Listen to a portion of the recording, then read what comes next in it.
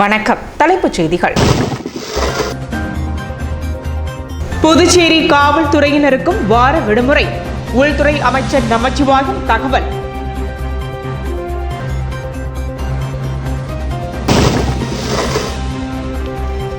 உள்ளாட்சி தேர்தலில் பெண்களுக்கு அதிக முக்கியத்துவம் வழங்க வேண்டும். அதிமுக மகளிரணி கூட்டத்தில் தீர்மானம். பள்ளி கல்லூரிகள் திறப்பு குறித்து விரைவில் அறிவிப்பு. அமைச்சர் நமச்சிவாயம் தகவல்.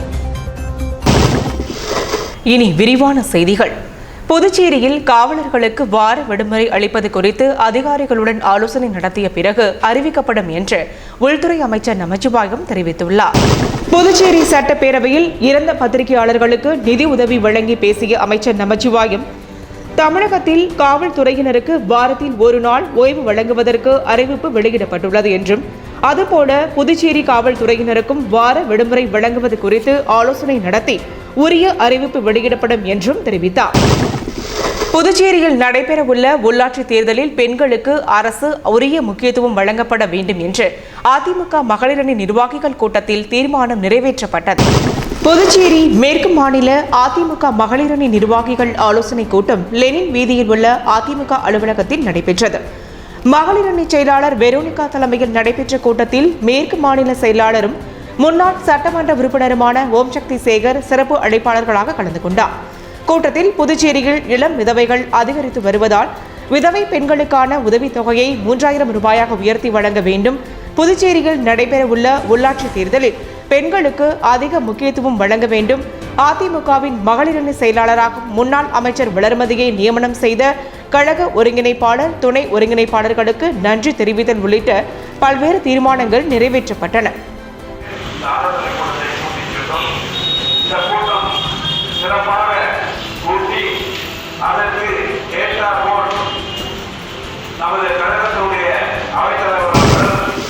பள்ளிகள் மற்றும் கல்லூரிகள் திறப்பது குறித்து அதிகாரிகள் உடனான ஆலோசனைக்கு பிறகு வழிகாட்டு நெறிமுறைகள் வகுக்கப்பட்டு விரைவில் அறிவிக்கப்படும் என்று அமைச்சர் நமச்சிவாயம் தெரிவித்துள்ளார்.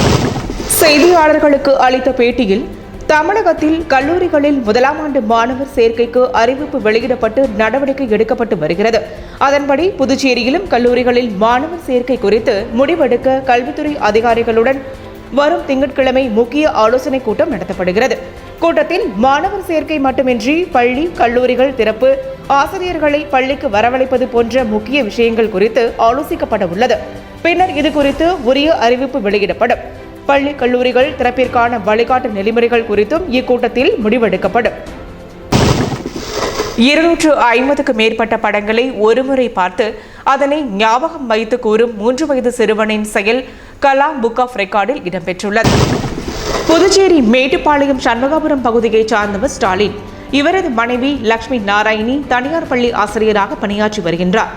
இவர்களது மகன் யாஸ்வினுக்கு தற்போது 3 வயது ஆகிறது. சிறுவன் யாஸ்வின் 2 வயது முதல் அதிக ஞாபக சக்தியுடன் விளங்கியதால் பெற்றோர்கள் அவருக்கு பல்வேறு படங்களை அவருக்கு காட்டி ஞாபக சக்தியை சோதித்து உள்ளனர்.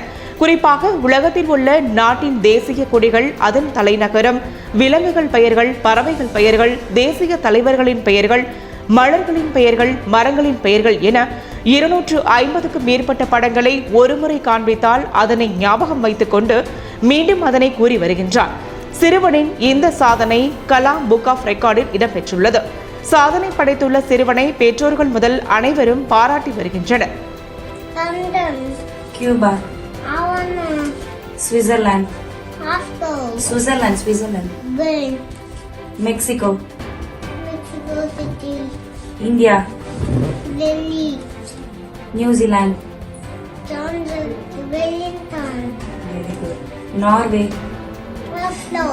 Australia, south Korea, Japan, Tokyo, Greece, Seattle, Germany, Berlin, Brazil, Brasilia, France, Paris, America, Washington, very good, Turkey, Portugal. Kamarajar தொகுதி மக்களுக்கான பிரதான் மந்திரி ஜன் ஆரோக்கிய யோஜனா திட்டத்தின் சிறப்பு முகாம் நடைபெற்றது.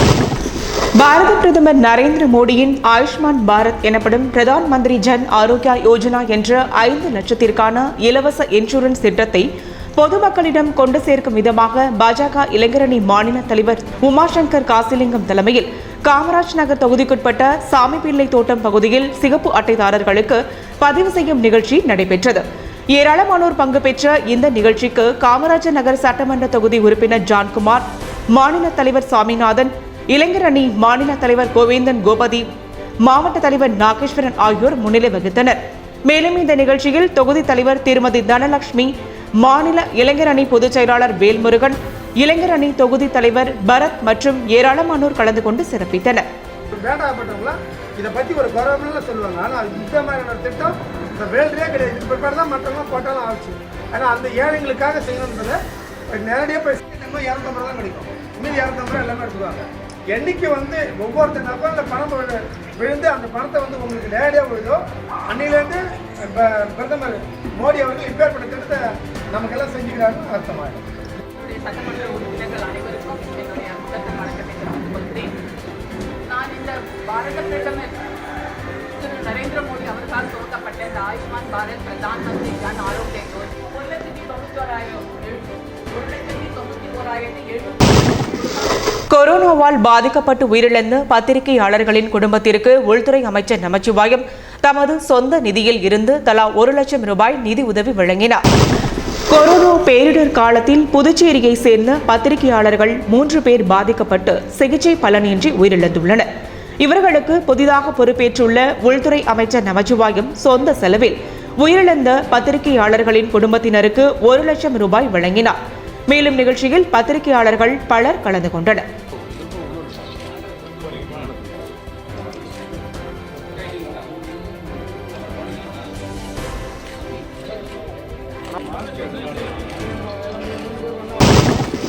மதர் குளோரி கோச்சிங் சென்டர் சார்பில் தொடங்கப்பட்டுள்ள நீட் பயிற்சி வகுப்பினை அமைச்சர் நமச்சிவாயம் தொடங்கி வைத்தார். புதுச்சேரி பாரதிய ஜனதா கட்சி சார்பாக மண்ணாடிப்பட்டு தொகுதி மாணவர்களுக்கு அமைச்சர் நமச்சிவாயம் வழிகாட்டுதலின்படி இலவச பயிற்சி வகுப்புகள் மதர் குளோரி நீட் அகாடமி சார்பாக தொடங்கப்பட்டது.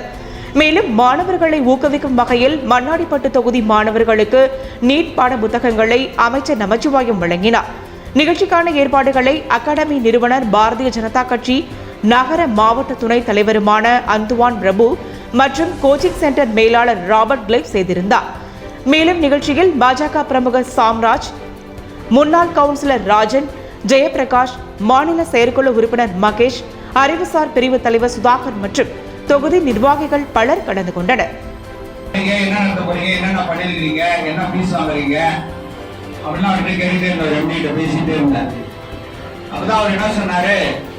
இல்ல நாங்க புத்தகமே எல்லாத்தையுமே இலவசமா கொடுத்து ஏன் அதை நான் அவர்கிட்ட கேட்டேன்னு சொன்னா ஏன் அப்படின்னு சொன்னோம்னா அது நீங்க எல்லாம் மண்ணாடிப்பட்டு தொகுதியை சேர்ந்தவர்கள் என்று கேட்கின்ற பொழுது எனக்கு ஒரு மிகுந்த மகிழ்ச்சி. 24 மணி நேரம் தொடர் திருக்குறள் கூறும் நிகழ்ச்சியில் பங்கு பெற்றவர்களுக்கு தமிழ்ச்சங்க தலைவர் முத்து சான்றிதழ் வழங்கி பாராட்டினார்.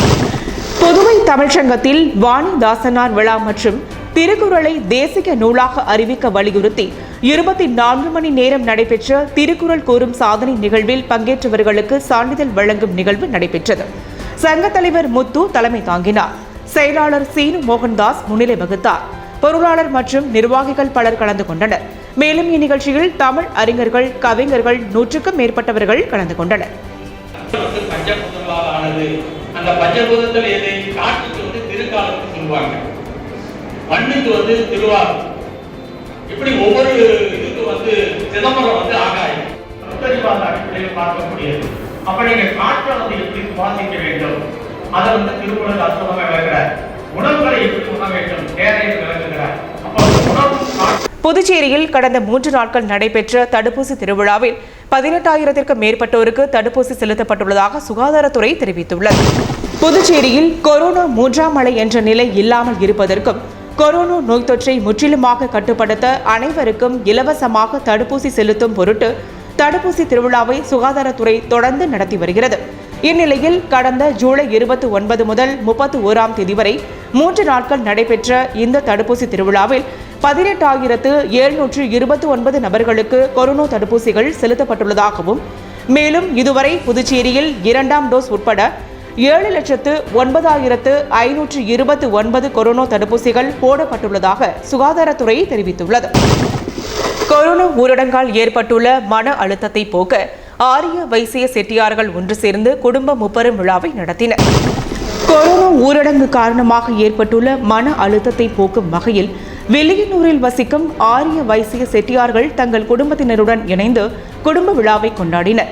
வில்லியனூரில் உள்ள தனியார் திருமண மண்டபத்தில் நடைபெற்ற இந்நிகழ்ச்சியில் கடந்த 1.5 ஆண்டு காலமாக உலகையே அச்சுறுத்தும் கொரோனா காரணமாக வீட்டிலேயே அடைப்பட்டு இருந்தவர்கள் அதனால் ஏற்படும் மன அழுத்தத்தை போக்கும் வகையில் ஒருவரை ஒருவர் சந்தித்து தங்களது மகிழ்ச்சியான தருணங்களை பகிர்ந்து கொண்டாடினர். விழாவினை வாசவி கிளப் மற்றும் வனிதா புதுச்சேரி பிரெஞ்ச் சிட்டி ஆகிய 2 சங்கங்களும் ஏற்பாடு செய்திருந்தனர்.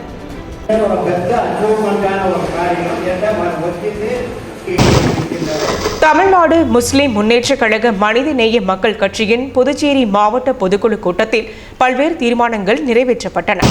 தமிழ்நாடு முஸ்லிம் முன்னேற்றக் கழகம் மனிதநேய மக்கள் கட்சி சார்பில் புதுச்சேரி மாவட்ட பொதுக்குழு கூட்டம் தலைவர் சகாபுதீன் தலைமையில் மண்ணாடிப்பட்டு திருக்கனூர் பகுதியில் உள்ள தனியார் திருமண நிலையத்தில் நடைபெற்றது. இக்கூட்டத்திற்கு சிறப்பு அழைப்பாளராக மனிதநேய மக்கள் கட்சியின் மாநில துணைத் தலைவர் யாகூப் கலந்து கொண்டு தலைமை உரையாற்றினார்.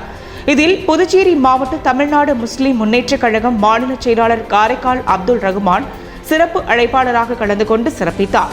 கூட்டத்திற்கு மாவட்ட செயலாளர்கள் முகமது இக்பால், நூர் முகமது, மாவட்ட பொருளாளர் ஷேக் தாவூத், மாநில தலைமை செயற்குழு உறுப்பினர் பஷீர் அகமது, மாவட்ட துணை செயலாளர்கள் அஷ்ரப் அலி, புதுவை கலிமுல்லா, முகமது முபாரக், இசையது இப்ராஹிம், பிரகாஷ் உள்ளிட்டோர் முன்னிலை வகித்தனர்.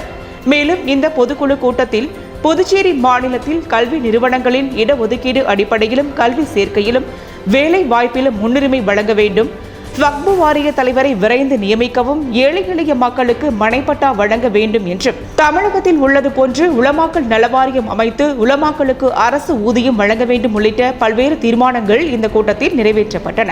மனிதநேய மக்கள் கட்சியினுடைய பொதுக்குழு நடைபெற்றது. இந்த பொதுக்குழுவில் தீர்மானத்தினுடைய நிகழ்வுகள் மத்தியில் ஆளுகின்ற மோடி அரசாங்கம் இந்தியாவில் இருக்கக்கூடிய அனைத்து உயர்மட்டத்தில் இருக்கக்கூடிய மக்களையும் அடித்தட்டு மட்டத்தில் இருக்கக்கூடிய மக்களுடைய தொலைபேசிகளை ஒட்டு கேட்கக்கூடிய வேலைகளை மோடி அரசாங்கம் செய்து வருகின்றது. மறைந்த முன்னாள் சட்டமன்ற உறுப்பினர் ஜெயமூர்த்தியின் 75ஆம் நாள் நினைவேந்தல் நிகழ்ச்சியில் முன்னாள் முதல்வர் நாராயணசாமி பங்கேற்று ஏழை எளிய மக்களுக்கு அன்னதானம் வழங்கினார். புதுச்சேரி மாநிலம் அரியாங்குப்பம் சுப்பையா நகர் பகுதியில் மறைந்த முன்னாள் சட்டமன்ற உறுப்பினர் ஜெயமூர்த்தியின் 75ஆம் நாள் நினைவேந்தல் நிகழ்ச்சி சுப்பையா நகர் கிராம காங்கிரஸ் கமிட்டி சார்பாக நடைபெற்றது.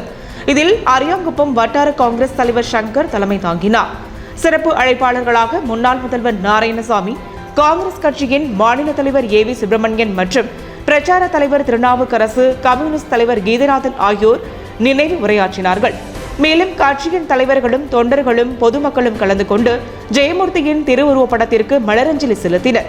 மேலும் ஏழை எளிய மக்களுக்கு அன்னதானமும் வழங்கப்பட்டன. இவ்விழாவிற்கான ஏற்பாடுகளை தெற்கு மாவட்ட துணைத் தலைவர் குருமூர்த்தி மற்றும் ராஜா செய்திருந்தனர்.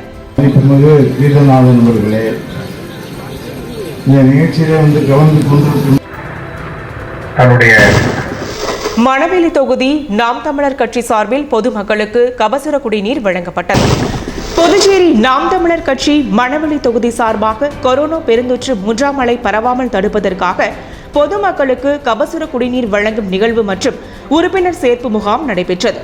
தொகுதி தலைவர் தனசேகரன், செயலாளர் கோகுல் நிகழ்ச்சியினை ஒருங்கிணைத்தனர். நிகழ்ச்சியில் மாநில பொருளாளர் இளங்கோவன் முன்னிலை வகித்தார். மணவெளி தொகுதி நிர்வாகிகள் பாண்டுரங்கன், ரமா, வினோத் மற்றும் சந்துரு, மணிபாரதி ஆகியோர் உள்ளிட்டோர் கலந்து கொண்டனர்.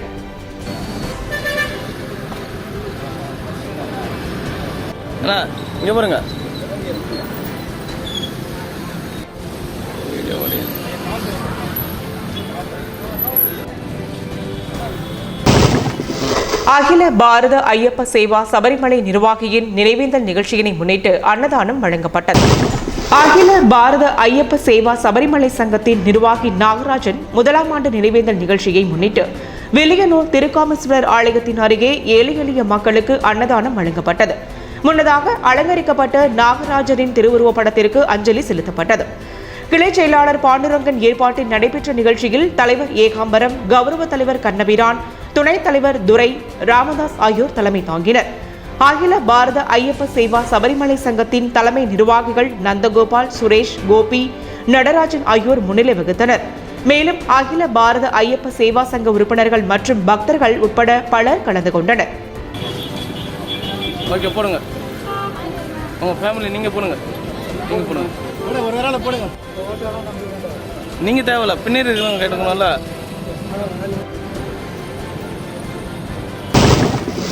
காலாப்பட்டு தொகுதி பாஜக சார்பில் நடைபெற்ற செயற்குழு கூட்டத்தில் வரும் உள்ளாட்சி தேர்தலில் தொகுதியில் உள்ள அனைத்து வார்டுகளிலும் வெற்றி பெறுவது என்ற தீர்மானம் நிறைவேற்றப்பட்டது.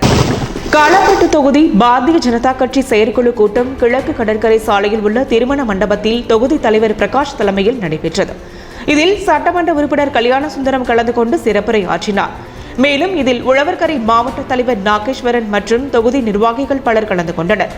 தொடர்ந்து எதிர்வரும் உள்ளாட்சி தேர்தலில் தொகுதியில் பாரதிய ஜனதா கட்சியை அமோக வெற்றி பெற வைப்பதற்கான வழிமுறைகள் குறித்து ஆலோசிக்கப்பட்டது. குமரன் ராஜசேகர அசாமோட கவர்னரா மாத்திட்டாங்க. நல்லா புரிஞ்சுக்கிங்க. கோபுரத்தில் எடுத்துட்டு வைப்பாங்க. நீங்க வேணா யோசிச்சு பாருங்க. இந்த தேர்தலில் 2021 சீட்டுக்கு நிறைய பேருக்கு கிடைக்கல, என்ன உட்பட சீட்டு கிடைக்கல. கரிக்கலாம்பாக்கத்தில் நடைபெற்ற இலவச மருத்துவ முகாமில் 100க்கும் மேற்பட்டோர் பங்கேற்று பயனடைந்தனர். அஸ்வின் பாலிகிளினிக் சார்பில் கரிக்கலாம்பாக்கத்தில் இலவச மருத்துவ முகாம் நடைபெற்றது. முகாமினை முன்னாள் ஊராட்சி மன்ற தலைவர் ஜெகநாதன் துவக்கி வைத்தார். முகாமிற்கு கரிக்கலாம்பாக்கம் கூட்டுறவு பால் உற்பத்தியாளர் சங்க தலைவர் சேகர் முன்னிலை வகித்தார். இதில் ஊர் முக்கிய பிரமுகர்கள் ஜெய்சங்கர், நெடுஞ்செழியன், வீரமுத்து, பட்டாபிராமன், தெய்வநாயகம் ஆகியோர் பங்கேற்றனர். இந்த இலவச மருத்துவ முகாமில் பங்கேற்ற மக்களுக்கு இரத்த அழுத்தம், இரத்த பரிசோதனை, ஆக்சிஜன் அளவு மற்றும் பொது மருத்துவம் தொடர்பாக சிகிச்சையும் மருத்துவ ஆலோசனையும் வழங்கப்பட்டது. முகாமில் 100க்கும் மேற்பட்டோர் பங்கேற்று பயனடைந்தனர். முகாமிற்கான ஏற்பாடுகளை அஸ்வினி பால் கிளினிக் நிறுவனர் டாக்டர் ஸ்ரீகாந்த் மற்றும் ஸ்ருதி ஸ்ரீகாந்த் மற்றும் ஊழியர்கள் செய்திருந்தனர்.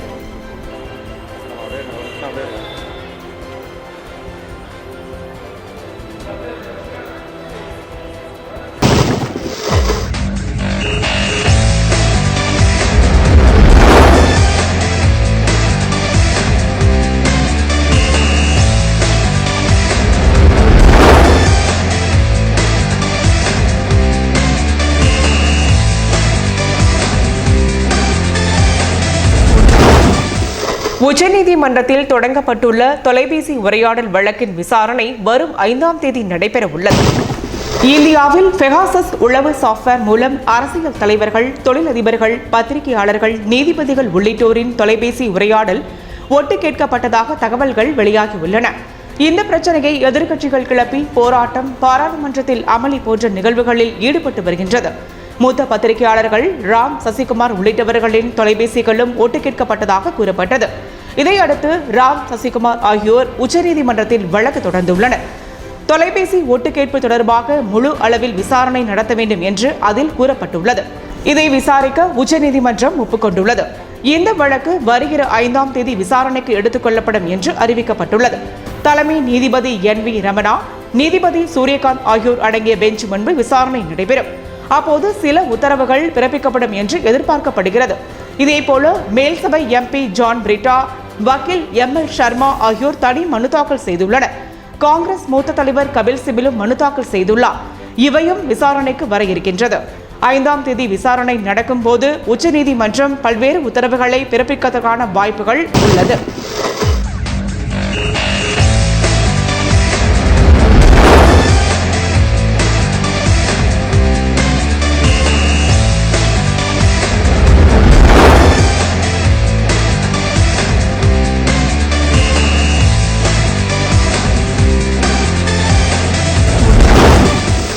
ஐநா பாதுகாப்பு கவுன்சிலுக்கான தலைமை பொறுப்பை இந்தியா ஏற்றுள்ளது.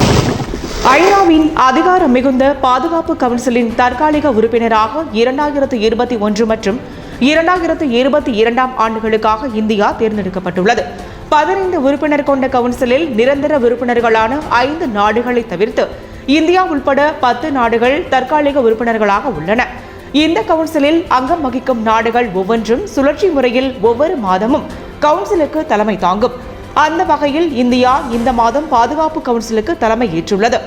இந்தியா சார்பில் ஐநாவிற்கான இந்திய தூதர் TS திருமூர்த்தி செய்தியாளர்களை சந்தித்து பாதுகாப்பு கவுன்சிலின் ஆகஸ்ட் மாத திட்டம் குறித்து விளக்கினார். ஜூலை மாதம் பாதுகாப்பு கவுன்சிலுக்கு தலைமை தாங்கி சிறப்பாக வழிநடத்தியதற்காகவும் இந்தியாவிற்கு ஆதரவு அளித்ததற்காகவும் பிரான்சிற்கு திருமூர்த்தி நன்றி தெரிவித்தார். அமைதிப்படை வீரர்களின் நினைவாக இந்தியா ஒரு நிகழ்வை ஏற்பாடு செய்யும். சிரியா, ஈராக், சோமாலியா, ஏமன் மற்றும் மத்திய கிழக்கு நாடுகளின் பிரதிநிதிகள் உட்பட பல முக்கிய நாடுகளின் பிரதிநிதிகளுடன் கூட்டங்களை திட்டமிட்டுள்ளது. சர்வதேச அமைதி மற்றும் பாதுகாப்பை மேலும் வலுப்படுத்துவதற்கான பணிகள் மேற்கொள்ளப்படும் என்றும் திருமூர்த்தி கூறினார்.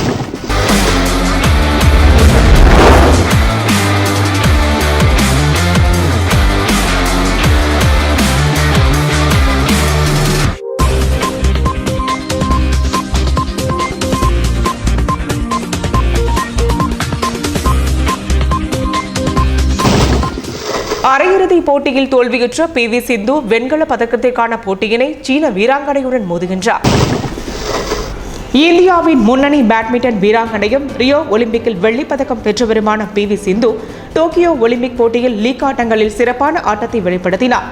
அவர் முதல் ஆட்டத்தில் இஸ்ரேலை சேர்ந்த பொலிகார்போவை 20-1-7 என்ற செட் கணக்கிலும் 21-10 என்ற கணக்கிலும், இரண்டாவது போட்டியில் ஹாங்காங் வீராங்கனை நகுன் செங்கை 21-9, 21-6 என்ற கணக்கில் வீழ்த்தினார். காலிறுதிக்கு முந்தைய சுற்றில் PV சிந்து டென்மார்க்கை சேர்ந்த பிளிஷ்வெல்ட்டை 21-15, 21-13 என்ற கணக்கிலும், கால் இறுதியில் ஐந்தாவது வரிசையில் உள்ள மகுச்சியை 21-13, 22-20 என்ற கணக்கிலும் வீழ்த்தி அரையிறுதிக்கு தகுதி பெற்றார். மிகவும் எதிர்பார்க்கப்பட்ட அரையிறுதியில் PV சிந்து தோல்வியடைந்தார்.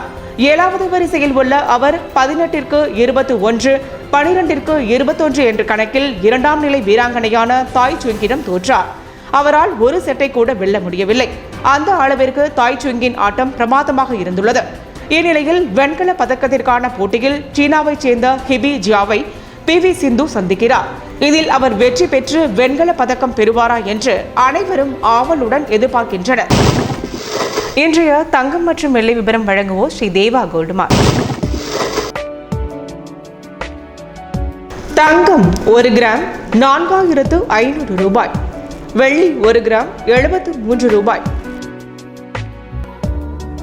தகதகக்கும் தங்க நகைகள் தரத்தோடு வாங்க தேவா கோல்டு மார்ட்டிற்கு வாங்க.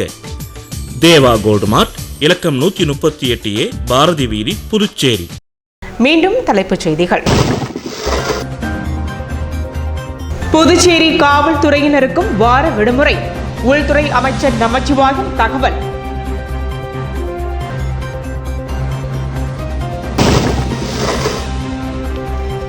உள்ளாட்சி தேர்தலில் பெண்களுக்கு அதிக முக்கியத்துவம் வழங்க வேண்டும், அதிமுக மகளிரணி கூட்டத்தில் தீர்மானம்.